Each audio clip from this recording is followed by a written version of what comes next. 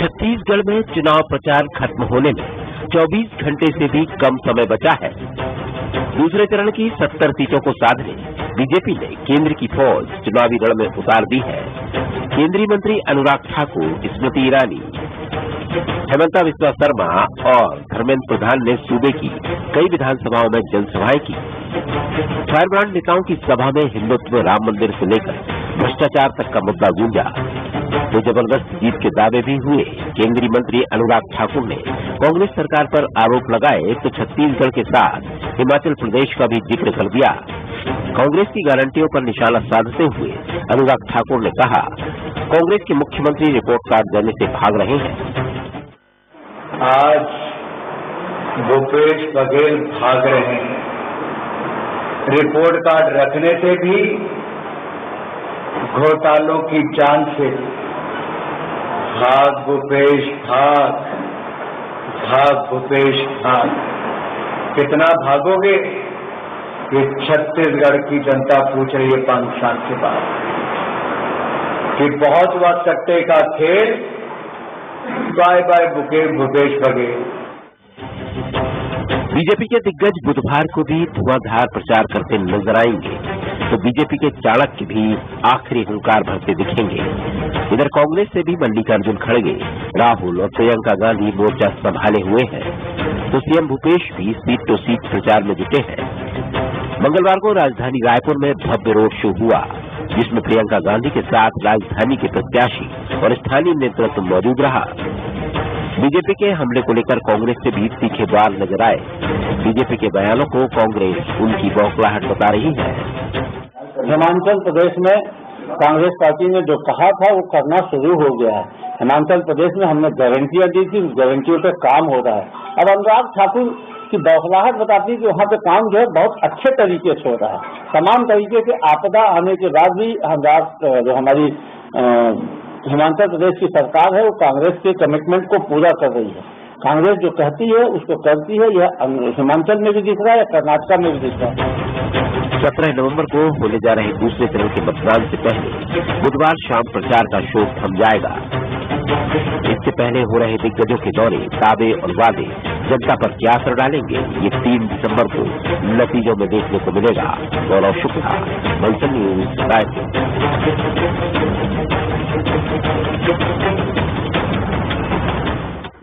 नमस्कार, मैं हूं ऋतु सिंह और हमारा आज का मुद्दा है आखिरी दौर, पूरा जोर। छत्तीसगढ़ में बुधवार शाम 5 बजे चुनावी शोर थम जाएगा। इससे पहले बीजेपी और कांग्रेस पूरी ताकत से जनता के बीच है।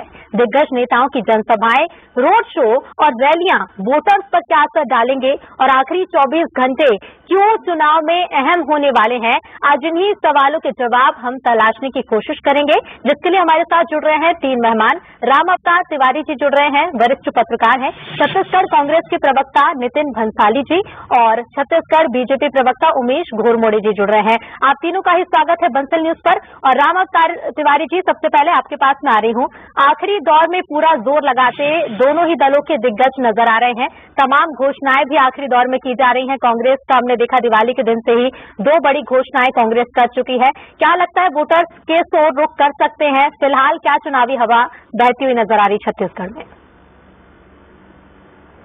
कल शाम चुनाव प्रचार थम जाएंगे, इसलिए जो अभी तक जितने मेहनत कर रहे थे, जो प्रत्याशी, जो नेता, वो अब आखिरी जोर लगा रहे हैं। एक तरह से कत्ल की रात कल शुरू होगी, तो ऐसे में जो उम्मीदवार हैं, जो पार्टियां हैं, वो कोई कसर छोड़ना नहीं चाहती। हर पैतरे खेल रहे हैं और कल से कल तक खेलेंगे और परसों मतदान के दिन तक जारी रहेगा, क्योंकि सत्ता चाहिए सबको। सत्ता का मंत्र जो है इसी कल के जनता के मतदान के बाद निकलेगा। तो मतदान में प्रभावित करने जनता को अपने अपने तरीके से तीर चला रहे हैं। देखते हैं किसके तीर में कितना दम है और जनता का विश्वास कौन हासिल करता है। इस दौरान ये अच्छी बात है कि छत्तीसगढ़ में विकास को लेकर ज्यादा मुद्दे प्रभावी रहे और छत्तीसगढ़ धान का कटोरा है। धान, किसान, गरीब, महिला, शिक्षा जैसे अहम मुद्दों पर जोरदार तरीके से, प्रभावी तरीके से बातचीत हो रही है जी। और दोनों ने अपने घोषणा पत्र में जितना हो सकता था वो सब रेवड़ी बांटने का प्रयास किया है। अभी देखना है कि जनता कौन से पार्टी की रेवड़ी पसंद करती है और किसको सत्ता में बैठाती है। बिल्कुल बिल्कुल राम अवतार जी, क्योंकि लगभग घोषणाएं हर मुद्दे की दोनों ही पक्षों के जो घोषणा पत्र उसमें देखने को मिल रही हैं। जनता किस पर विश्वास करेगी देखना होगा। उमेश जी, आपके पास में आ रही हूँ।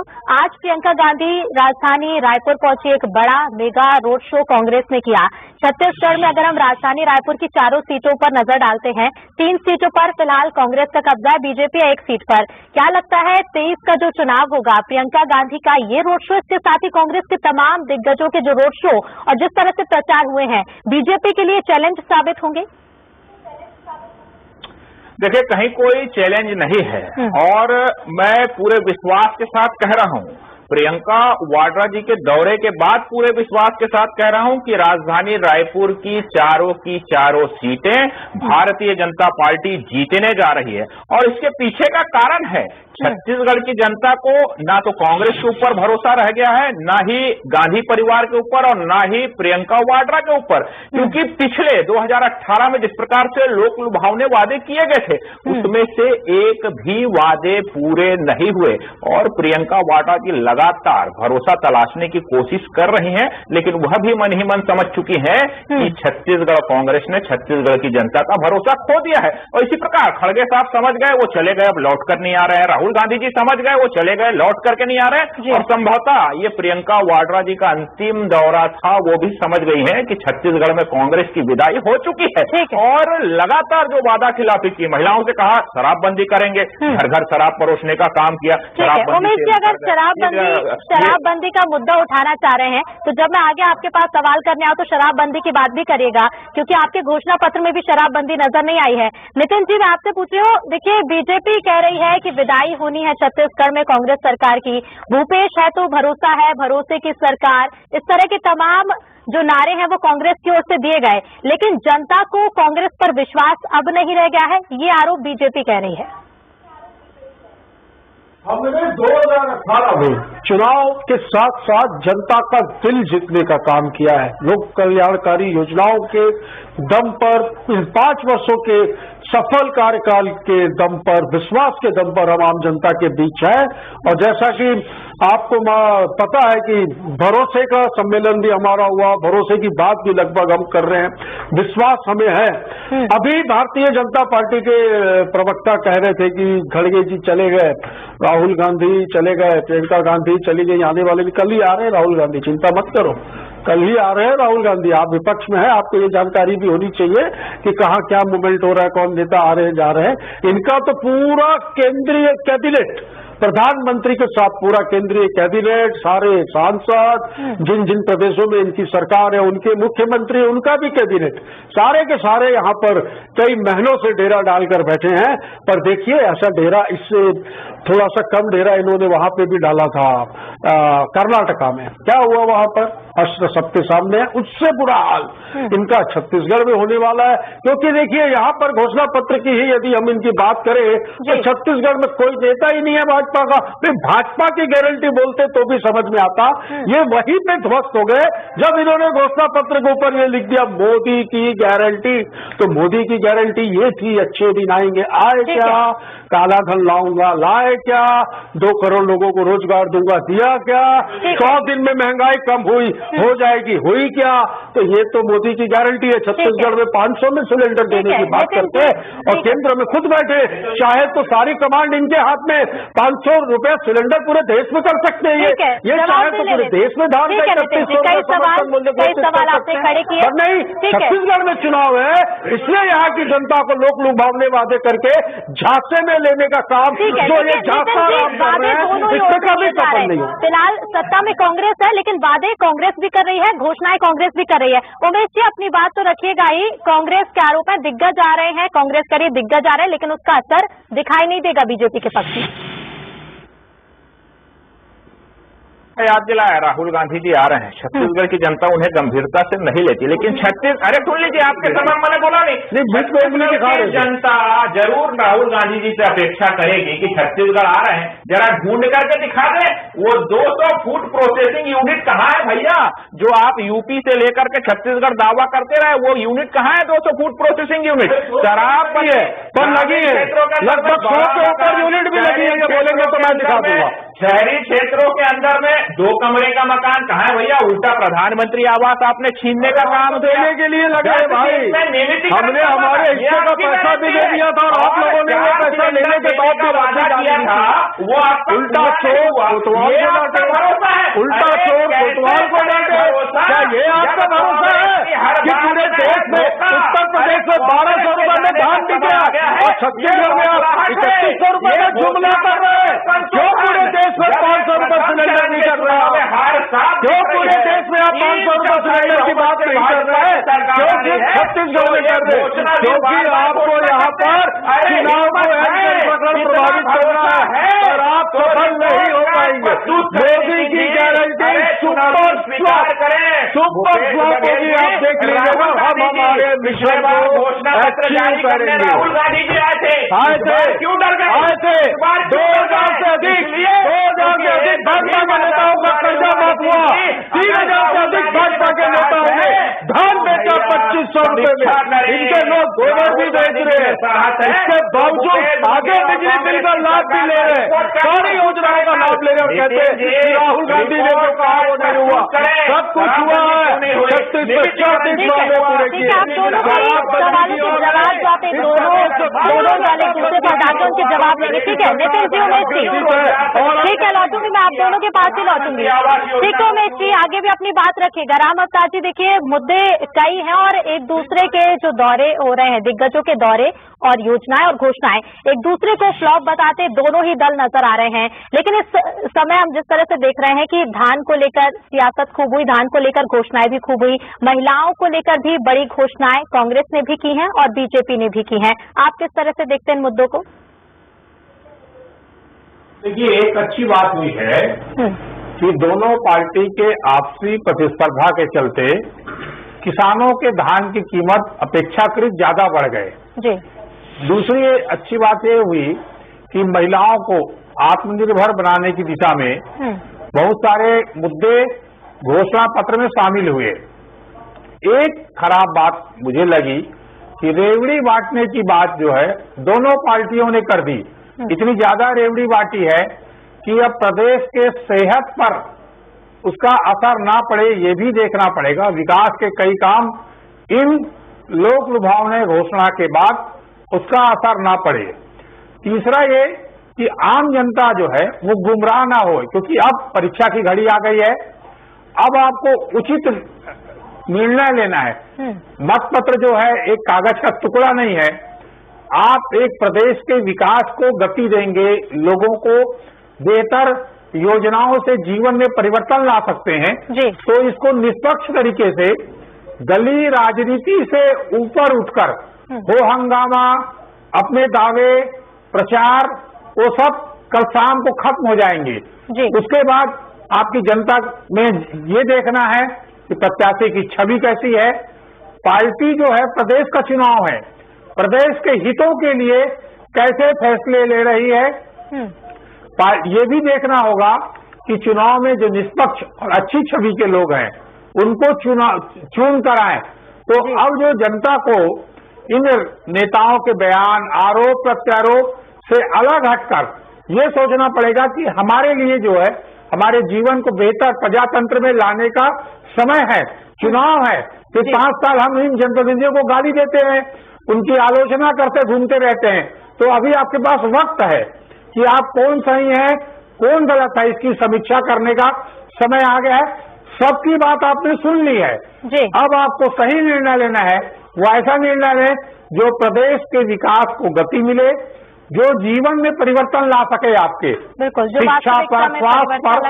ये आदिवासी इलाका है, पिछड़ा वर्ग का इलाका है, ये देश का नंबर 1 राज्य बन सकता है। उस दिशा में कौन सी पार्टी कैसे काम कर रहा है, ये समझना है। ठीक है राम अवतार जी, लौटूंगी मैं आपके पास। नितिन जी, 500 रुपए देने की बात 2018 में भी की गई, घोषणा पत्र में शामिल किया गया, लेकिन दिया नहीं गया। इस बार फिर से महिलाओं को एक राशि देने की घोषणा दीपावली के दिन की गई है कि 15,000 रुपए सालाना महिलाओं को दिए जाएंगे। क्या आप मानते हैं कि 5 साल में आप महिलाओं को इतना सशक्त नहीं बना पाए हैं कि एक राशि देने की जरूरत पड़ रही है, और ये राशि देने से ही महिलाएं आत्मनिर्भर बनेंगी? महिलाएं सशक्त हुई हैं, उनको और सशक्त बनाने के लिए ये योजना लाई गई है। मैं ये बता रहा हूँ, नितिन जी, तो राशि देने की क्या रोजगार की बात करिए, तभी आप महिलाओं को रोजगार दे एजेंसियों के सकते आंकड़े ये बताते हैं कि छत्तीसगढ़ पूरे देश में देख लीजिए, बेरोजगारी दर पे देखिए छत्तीसगढ़ की जब आपकी बारी आएगी तब अपनी बात रखिएगा। आऊंगी मैं आपके पास, पहले नितिन जी को बोलने जो बचे हैं उनको हम 2500 में भत्ता। उमेश जी, आपकी बारी आएगी, आपके पास भी मैं आऊंगी तब अपनी बात रखिएगा। फिलहाल नितिन जी को अपनी बात रखने दीजिए। लोगों को रोजगार देने की योजना बनाई है, जिसके लिए छत्तीसगढ़ राज्य रोजगार मिशन का गठन किया गया है, जो पूरे भारत में पहला प्रदेश है।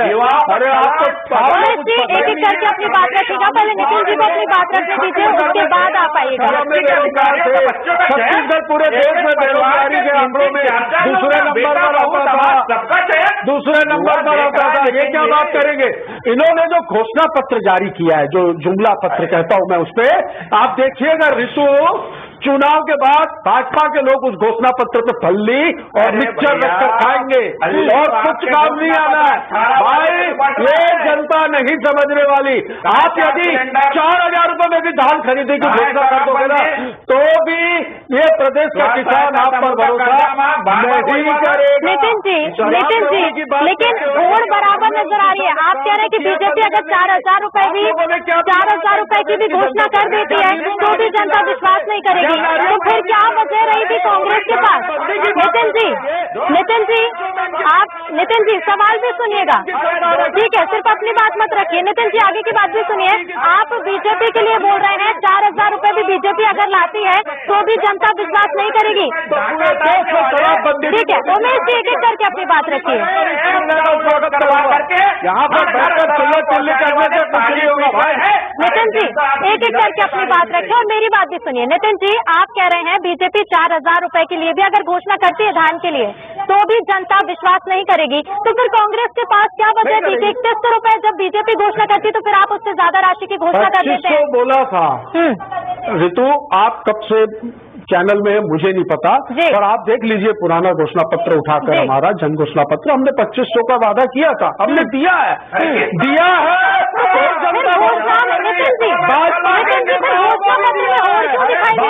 नेताओं ने भी धान बेचा है, डॉक्टर रमन सिंह ने धान बेचा है, अमर अग्रवाल ने धान बेचा है, अजय चंद्राकर ने धान बेचा है, राजेश मूलक ने धान बेचा है, आपके कम से कम नारायण चंदेल, धर्मलाल कौशिक, इनके सारे नेताओं ने धान बेचा है 2500 के। आप देखो तो इनके अकाउंट पे रिकॉर्ड भी निकलवा लो आप चाहो तो। हमने जो कहा वो किया है, तो हम 3200 कह रहे हैं, तो किसान मान रहा है कि इन्होंने कहा वो किया है, तो बिल्कुल वो हमारे साथ है और हमें वोट देंगे। ठीक है, आपको वोट देंगे या नहीं देंगे वो 3 दिसंबर को नतीजे बता देंगे। उमेश जी अपनी बात करिए। इस प्रदेश के अंदर में बीते 5 वर्षों में 700 से अधिक किसान आत्महत्या कर लेते हैं। कई किसान जो आत्महत्या कर लेते हैं उनको मानसिक रोगी तक बताने से बाज नहीं आती है सरकार।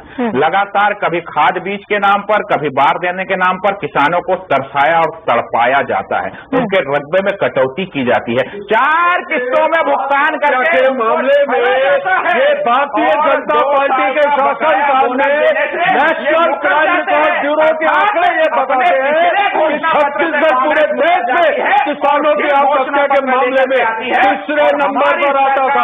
आज दुख इस बात का है कि छत्तीसगढ़ का किसान समृद्ध हो चुका है और इनके पेट में दर्द हो रहा है। इनके भारतीय जनता पार्टी के नेता भी किसान है, और सारी योजनाओं का लाभ लेने के बाद ये इस प्रकार की ओछी और गिरी हुई राजनीति करते, ये सुखद है।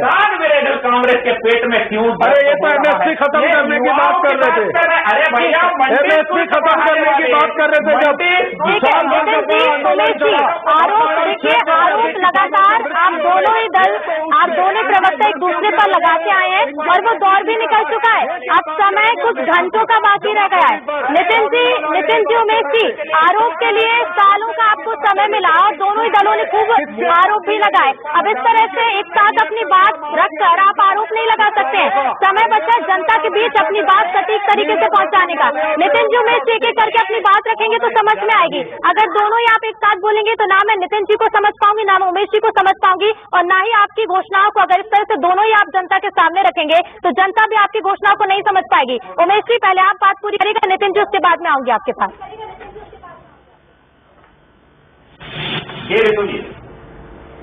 घोषणाओं की आप बात कर रहे थे, शराबबंदी का मुद्दा आपने उठाया। अगर शराबबंदी को लेकर इतना ही फिक्र बीजेपी करती है तो घोषणा पत्र में शराबबंदी शामिल क्यों नहीं की जाती?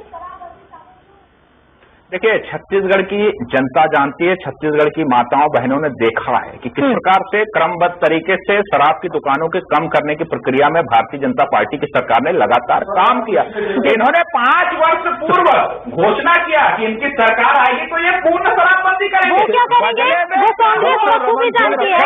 अगर आपने 15 साल में काम किए हैं तो फिर आप घोषणा क्यों नहीं करते? 15 साल में शराबबंदी के लिए बीजेपी ने जिस तरह से काम किया है वो काम अगले 5 सालों में भी बीजेपी करेगी अगर सरकार में आती है। उमा भारती पत्थर लेके खड़ी थी शराब दुकान के बाहर, तो मामा का और उमा भारती का झगड़ा चल रहा था।